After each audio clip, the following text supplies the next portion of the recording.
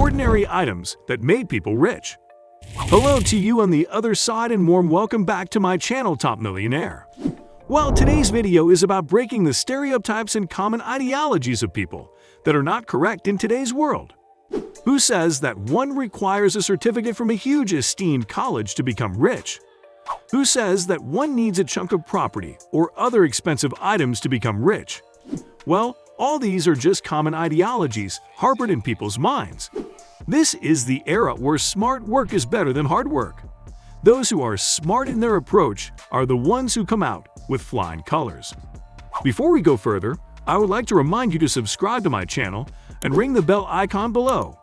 We post new content regularly, so stay tuned. Before any further ado, shall we get started?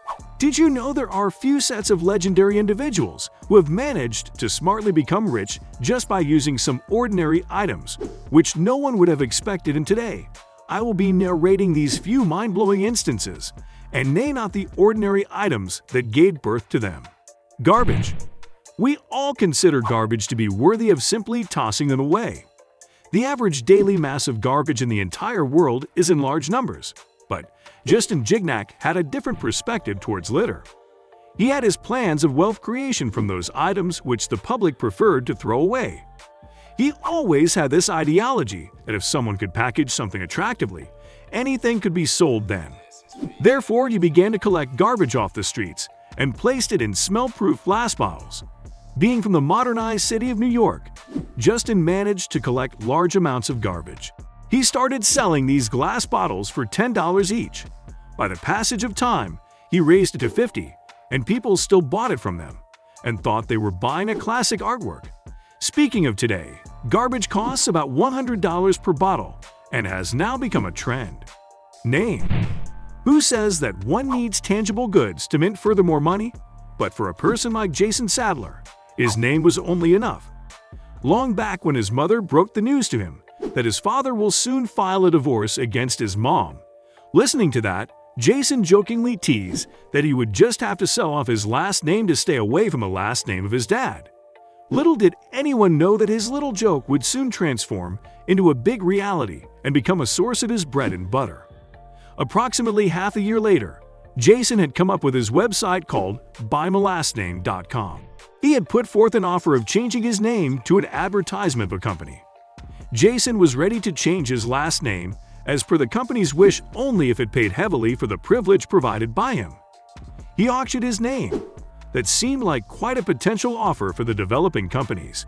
His selling price had skyrocketed, and soon, within 40 days, he legally became JasonHeadsets.com in return for $4,000 to $5,000. Jason did not want to stop. After a while, he again auctioned off his last name, Headsets.com, and soon he legally became Jason Suffrap in exchange for $50,000. That's how he got down to business. A rock. Rocks can be found anywhere and everywhere. They are one of those items which are regular. But who knew that the rocks which are thrown away could also manage to bring wealth for a person? This is the story of a person named Gary Dahl. Once upon a time, Gary Dahl was busy getting drunk in a bar. Sloshed Gary, all of a sudden, came up with a new idea. An idea that could amaze the people of 1970 and at the same time help him boost his wealth. Well, what was his idea? Gary Dahl always wanted a pet. Not a regular pet, he had his conditions.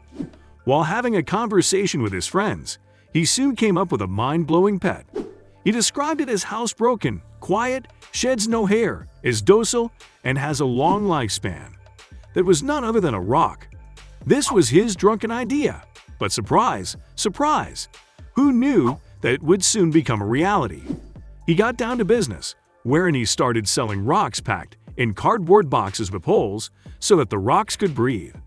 The box even contained manuals which carried all the necessary information as to what measures an individual has to take for better care of the rocks.